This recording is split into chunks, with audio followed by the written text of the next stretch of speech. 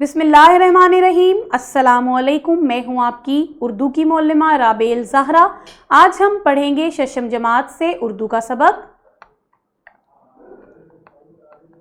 सबक है हम एक हैं और इसमें हम पढ़ने जा रहे हैं नज़्म, और हमारा मकसद है नज़्म व नसर को मंशा और मकसद के हवाले से समझकर दुरुस्त उतार चढ़ाव और रवानी से पढ़ना। तो आइए पहले मैं पढ़ती हूँ। मेरे आहंग को, लय को और तलफ़्फ़ुज़ को ज़हन में रखते हुए इसके बाद आप पढ़ेंगे। इस परचम के साए तले हम एक हैं, हम एक हैं। इस परचम के साए तले हम एक हैं, हम एक हैं।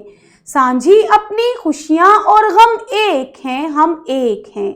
इस परचम के साए तले हम एक हैं, हम एक हैं। एक चमन के फूल हैं सारे, एक गगन के तारे, एक समंदर में गिरते हैं सब दरियाओं के धारे। जुदा जुदा हैं लहरें सरगम, एक है हम एक हैं।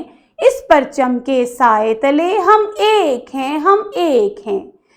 एक ही कश्ती के हैं मुसाफिर, एक मंजिल के राही, अपनी आन पे मिटने वाले हम जाबाज सिपाही।